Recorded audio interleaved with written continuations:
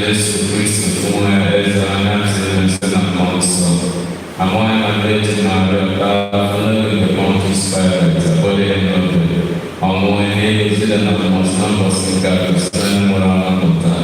Lọ́wọ́ ní ọ̀rọ̀ náà káwọn tó kọ̀ nà nínú ẹ̀kọ́ yìí ní ẹ̀bá bọ̀ ìsìlẹ̀ ìdẹ́gbẹ̀rún náà ní mọ́ra wọn ìdẹ́gbẹ̀rún.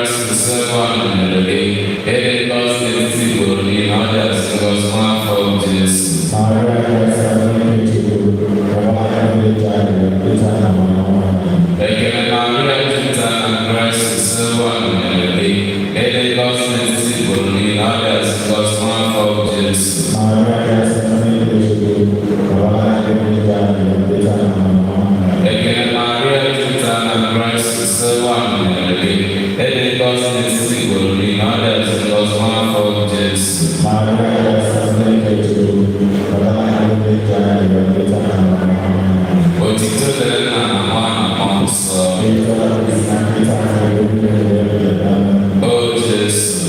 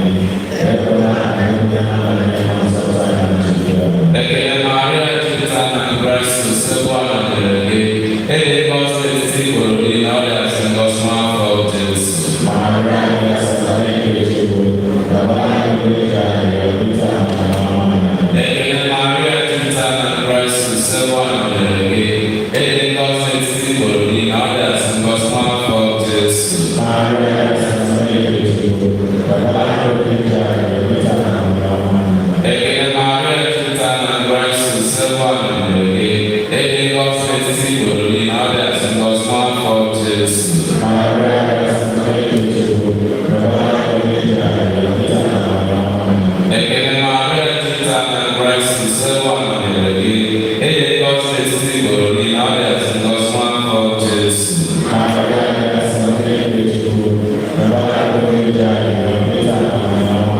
Ekene Maria Tita Christ is so one of the day. It was the symbol in others and was one for Jesus.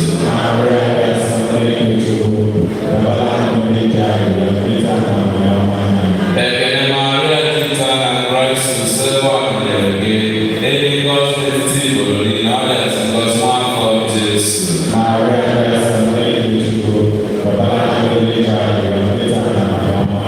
Ekene Maria Tita Christ is so one of the day. It was the symbol in others and was one for Jesus.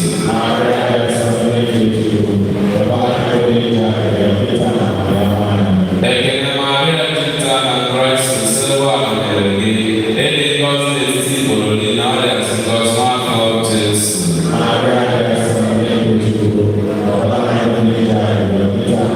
Ekene Maria Tita Christ is so one of the day. It was the symbol in others and was one for Jesus.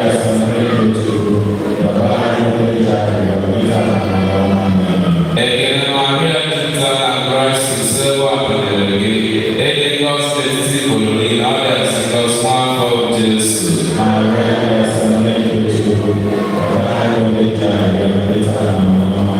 Òtítọ́ lẹ́nu náà àwọn àmọ́ sọ.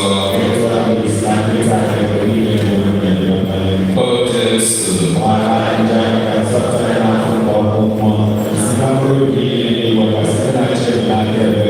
Jésù Kristi náírà ní ẹ̀bẹ̀rẹ̀.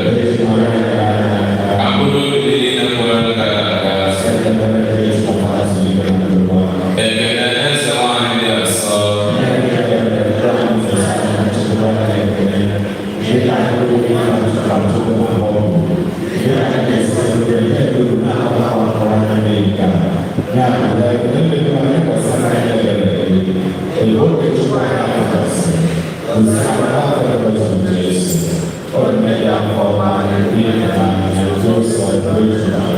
Bàbá ní ayọ̀ ní kéésù ní ẹ̀sọ́.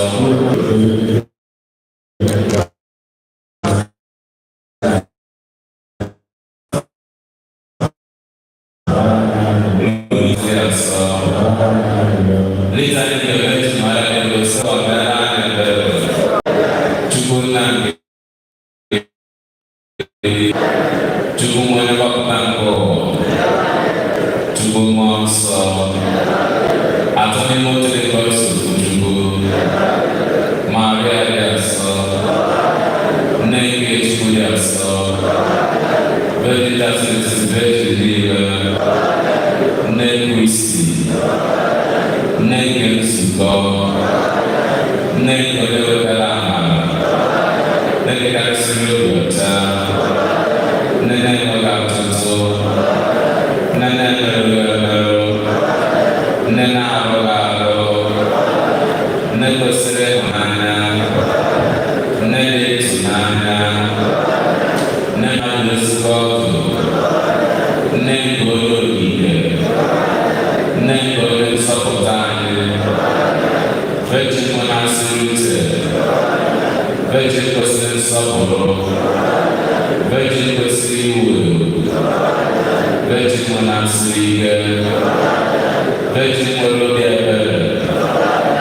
Virgin jidere okwukwe. Okwukwe nke ezi omume. Ugwu amamihe. Isi aṅụrị anyị. Nye jita na amara. Nye jisi nsọpụrụ karịa.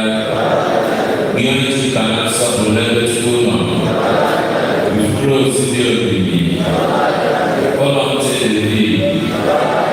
Ụlọ nchọrọ.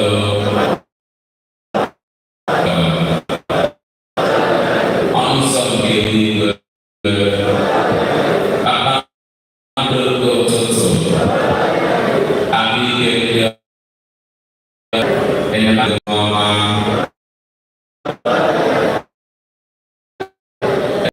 Ndị ozi ọma. Eze nwanyị ndị ọma. Eze nwanyị ndị nna ukwu.